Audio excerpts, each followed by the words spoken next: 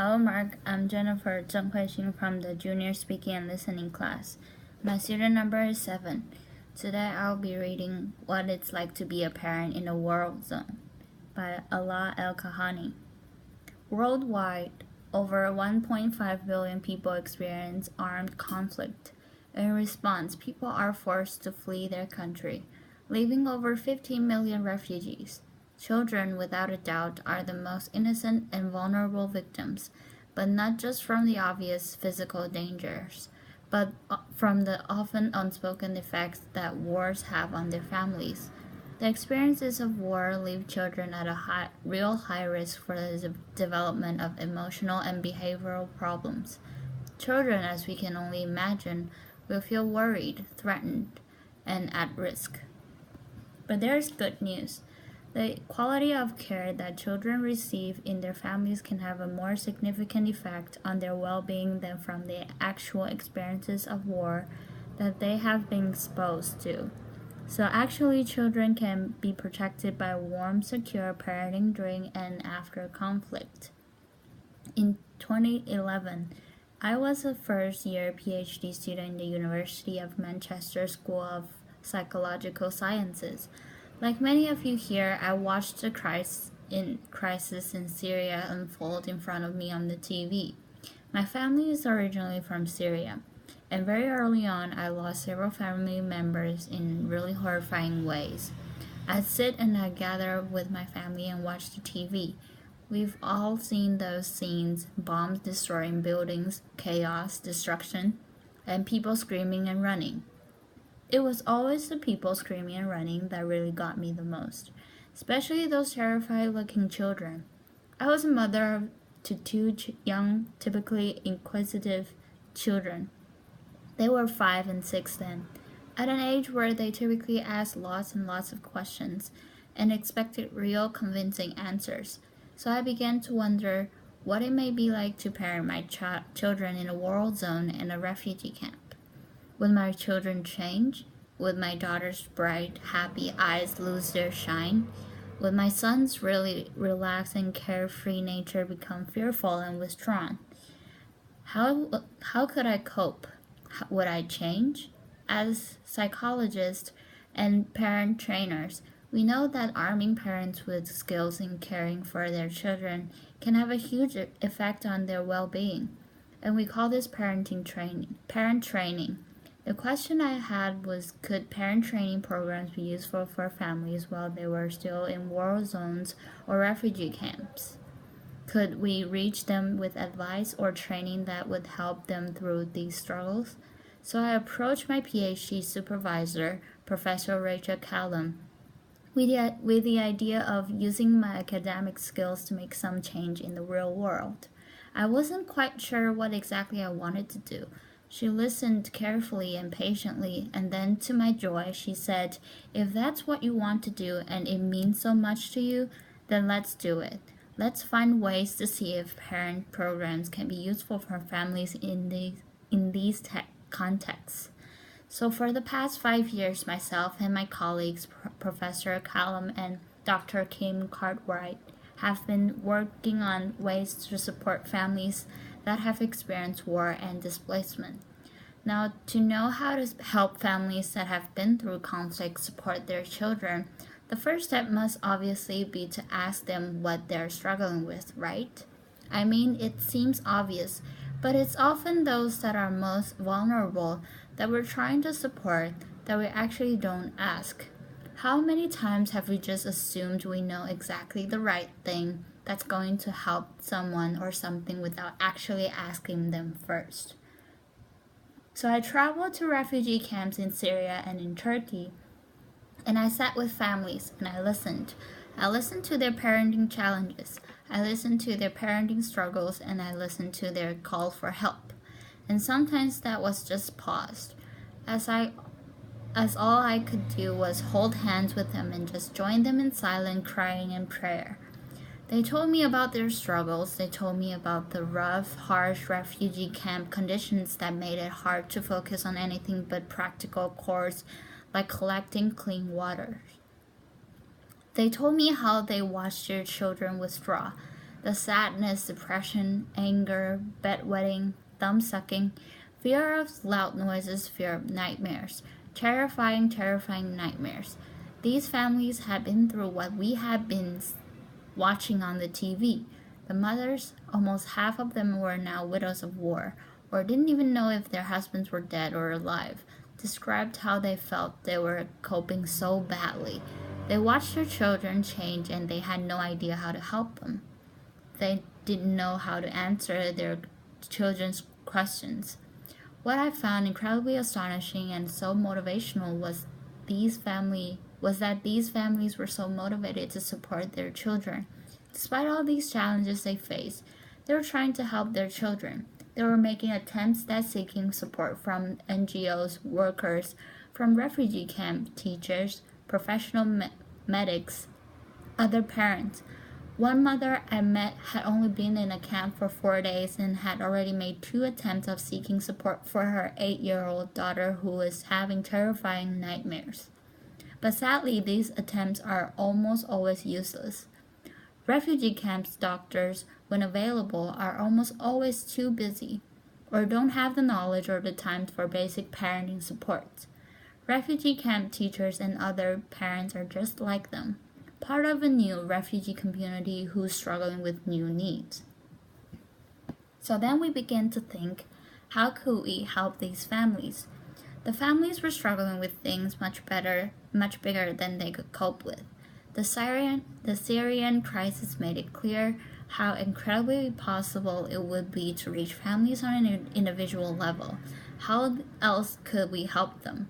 How would we reach families at a population level and low cost in these terrifying times? After hours of speaking to NGO workers, one suggested a fantastic innovative idea of distributing parenting informations leaflets via bread wrappers. Bread wrappers that were being delivered to families in a conflict zone in Syria by humanitarian workers. So that's what we did. The bread wrappers haven't changed at all in their appearance, except for the additional 2 pieces of paper.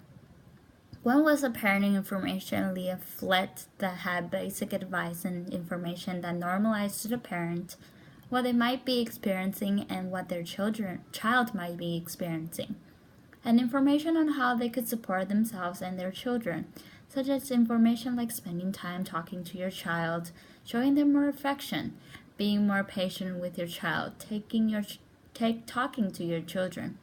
The other piece of paper was a feedback questionnaire, and of course there was a pen. So is it simply leaflet distribution, or is this actual a possible means of delivering psychological first aid that provides warm, secure, loving parenting? We managed to distribute 3,000 of these in just 1 week. What was incredible was we had a 60% response rate. 60% of the 3,000 families responded. I don't know how many researchers we have here today, but that kind of response rate is fantastic. To have that in Manchester would be a huge achievement, let alone in a conflict zone in Syria. Really highlighting how important these kinds of messages were to families, I remember how exciting and eager we were for the return of the questionnaires. The families had left hundreds of messages, most incredibly positive and encouraging, but my favorite has got to be, "Thank you for not forgetting about us and our children." This really illustrates the potential means of the delivery of psychological first aid to families, and the return of feedback too. Just imagine replicating of these using their means such as baby and milk distribution or female hygiene kits or even food baskets. But let's bring this closer to home, because the refugee crisis is one that is having an effect on every single one of us. We're bombarded with images daily of statistics and of photos, and that's not surprising because by last month, over 1 million refugees had reached Europe. 1 million. Refugees are joining our communities. They're becoming our neighbors. Their children are attending our children's schools. So we've adapted the leaflet to meet the needs of European refugees, and we have them online, open as access. in areas with a really high refugee influx. For example, the Swedish healthcare uploaded it onto the website, and within the first 45 minutes, it was downloaded 343 times, really highlighting how important it is for volunteers, practitioners, and other parents to have open access psychological first aid messages.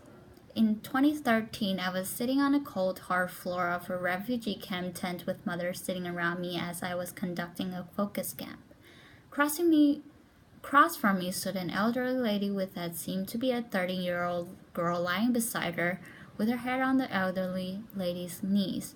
The girl stayed quiet throughout the focus group, not talking at all, with her knees curled up against her chest. Towards the end of the focus group, and as I was thanking the mothers for the time, the elderly lady looked at me while pointing at the young girl and said to me, "Can you help us with?" Not quite sure what she expected me to do, I looked at the young girl and smiled, and in Arabic I said, "Salam alaikum shu ismak. What's your name?" She looked at me really confused and unengaged, but then said, "Hello." Hala is the pet's name for the Arabic female name, Hala, and is only really used to refer to really young girls. At the point, I realized that actually Hala was probably much older than 13. It turns out Hala was a 25-year-old mother to 3 young children. Hala had been a confident, bright, buddy-loving, caring mother to her children, but the war had changed all of that. She had lived through bombs being dropped in her town. She had lived through explosions. When fighter jets were flying around their building, dropping bombs, her children would be screaming, terrified from the noise. Hala would frantically grab pillows and cover her children's ears to block out the noise, all the while screaming herself when they reached the refugee camp and she knew they were finally in some kind of safety. She completely withdrew to acting like her old childhood self. She completely rejected her family, her children, her husband. Hala simply could no longer cope. This is a parenting struggle with a really tough ending, but sadly it's not uncommon. Those who experience armed conflict and displacements will face serious emotional struggles, and that's something we can relate to. If you have been through a devastating time in your life, if you have lost someone or something you really care about, how would you continue to cope? Could you still be able to take care of yourself and for your family? Given that the first years of a child's life are crucial for healthy physical and emotional development, and that 1.5 billion people are experiencing armed conflict, many of whom are now joining our communities, we cannot afford to turn a blind eye to the needs of those who are experiencing war and displacement. We must prioritize these families' needs, both those who are internally displaced and those who are refugees worldwide. These needs must be prioritized by NGO workers, policymakers, the WHO, the UNHCR, and every single one of us in whatever capacity it is that we function in our society. When we begin to recognize the individual faces of the conflict, when we begin to notice those intricate emotions on their faces, we begin to see them as humans too. We begin to see the needs of these families, and these are the real human needs. When these families' needs are prioritized, interventions for children in humanitarian settings will prioritize and recognize the primary role of the family in supporting children. Family mental health will be shouting loud and clear in global and international agenda, and children will be less likely to enter social service systems in resettlement countries because their families would have had support earlier on. And we will be more open-minded, more welcoming, more caring, and more trusting to those who are joining our communities. We need to stop wars. We need to build a world where children can dream of planes dropping gifts and not bombs. Until we stop armed conflicts raging throughout the world, families will continue to be displaced, leaving children vulnerable. But by improving parenting and caregiver support, it may be possible to weaken the links between war and psychological difficulties in the children and their families. Thank you. Applaud.